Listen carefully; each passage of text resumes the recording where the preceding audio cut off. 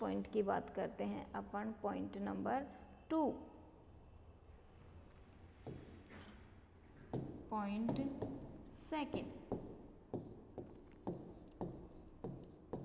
Swelling, सूजन।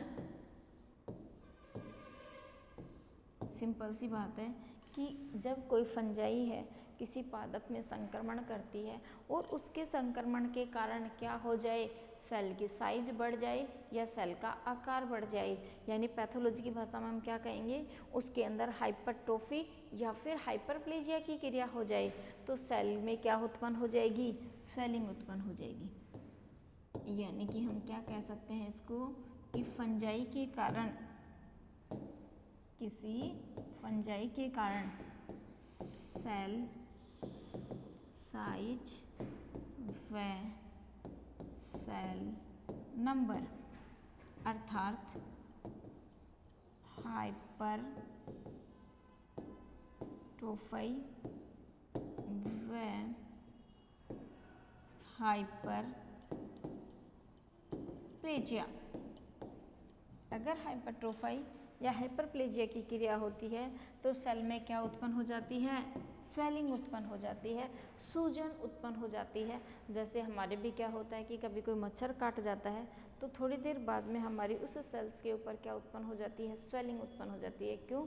क्योंकि वहाँ की जो सेल्स थी वो नंबर में तो नहीं बढ़ी, लेकिन उसके टॉक्सिक इफेक्ट के कारण साइज में बढ़ गई।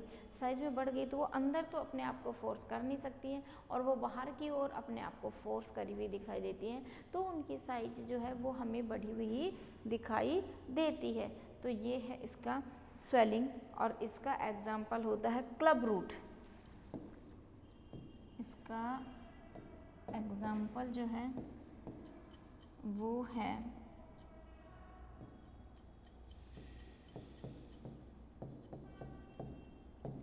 Club root.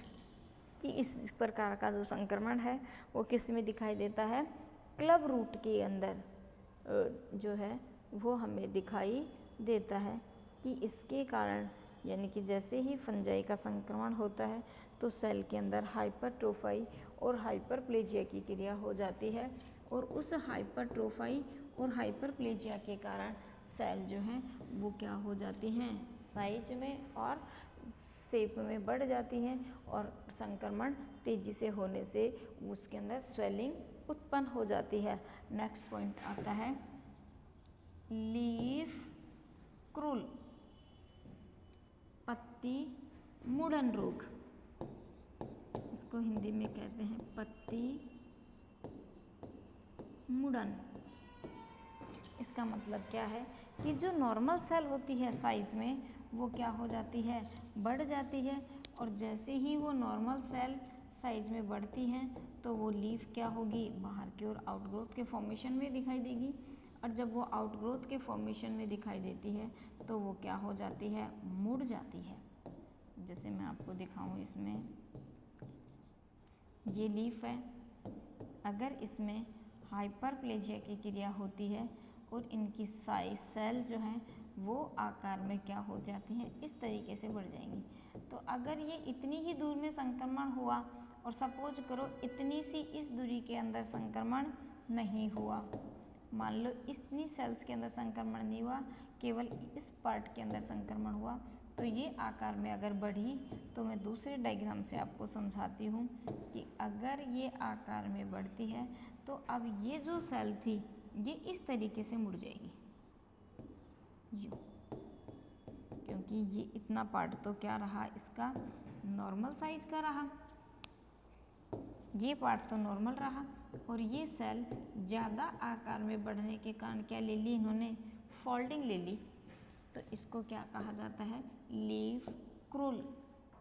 तो हम पैथोलॉजी की भाषा में क्या कहेंगे, जब किसी प्लांट्स के ऊपर किसी फंजाई के द्वारा संक्रमण होता है तो फंजाई की सेल हाइपरप्लेजिया की क्रिया द्वारा अब क्या बढ़ रही है, सेल की खुद की साइज बढ़ रही है, या हाइपोट्रोफी की क्रिया, हाइपरट्रोफी व हाइपरप्लेजिया की क्रिया के कारण सेल्स अपनी साइज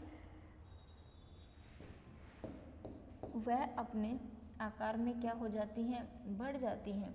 और उनकी सेल और साइज के आकार में बढ़ने के कारण लीफ अपने नॉर्मल शेप की तुलना में क्या हो जाती है, बाहर की ओर मुड़ जाती है, क्रूल फॉर्मेशन में आ जाती है।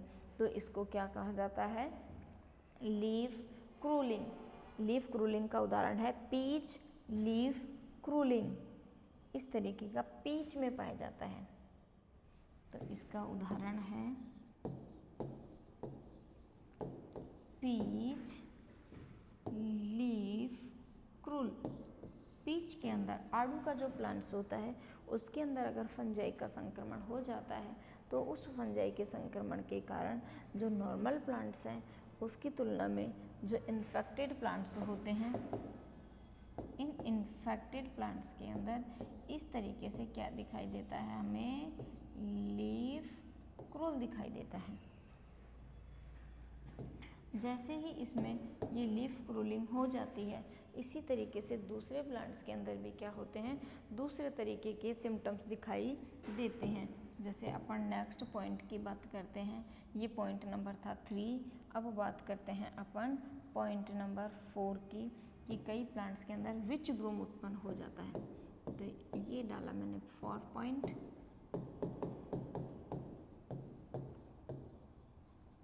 विच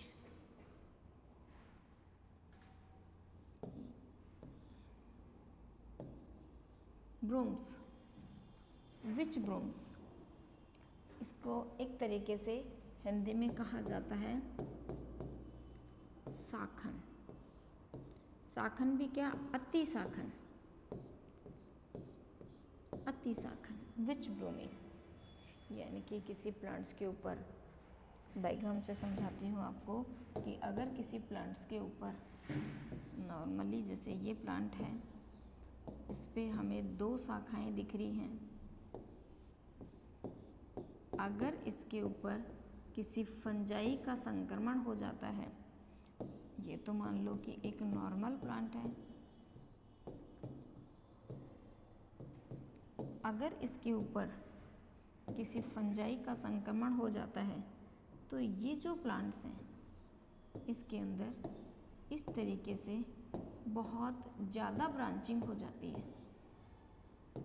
और जब इसके अंदर बहुत ज़्यादा ब्रांचिंग हो जाती है तो ये एक तरीके से किसके रूप में दिखाई देता है, हमें एक झाड़ी के रूप में, एक ब्रूम्स के रूप में दिखाई देता है।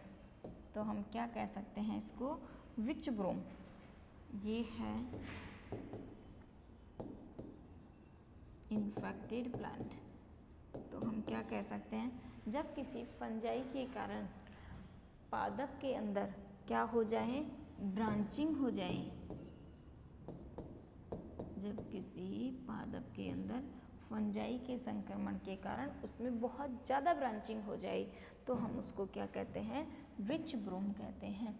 कि जैसे इसके अंदर तेज़ी से संक्रमण होता है तो उस संक्रमण के कारण उसके अंदर शाखाएं बढ़ जाती हैं और शाखाओं का बढ़ना क्या कहलाता है, विच ब्रूम कहलाता है।